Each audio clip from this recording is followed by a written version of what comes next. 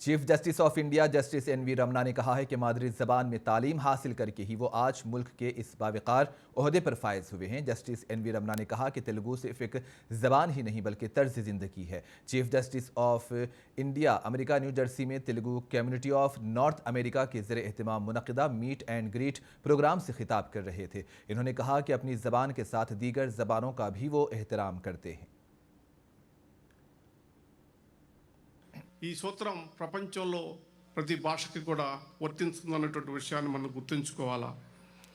తెలుగు భాష అనేకమైనటువంటి పరిణామాలకు అనేకమైనటువంటి ఆటుపోట్లకు తట్టుకొని అత్యంతమైనటువంటి నాగరిక భాషగా ఈరోజు నిలబడింది. మరి తెలుగు భాష మాట్లాడే వాళ్ళు కానీ తెలుగు ప్రజలు కానీ ఒక అహంకారపూరితమైనటువంటి లేదా మా భాషనే గౌరవించాలనేటువంటి సంస్కృతి ఉన్నటువంటి వాళ్ళు కాదు. మనం మన భాషను ఎంత గౌరవించుకుంటామో పరాయి భాషలను కూడా అదే విధంగా గౌరవించుకుంటాం.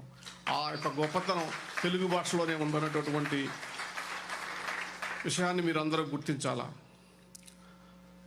అమ్మను ప్రేమించటం జీవులన్నిటికీ సహజ లక్షణం. మనుషుల్లో ఆ లక్షణం మరి బలవంతంగా బలంగా ఉంటుంది. మాతృభాషని మాతృమూర్తిని పూజించటం అనేటటువంటిది ఒక ప్రత్యేకత.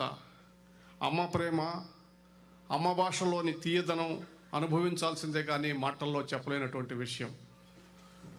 ఈ సూత్రం ప్రపంచంలో ప్రతి భాషకి కూడా వర్తిస్తుందన్నటువంటి విషయాన్ని మనం గుర్తుంచుకోవాలి.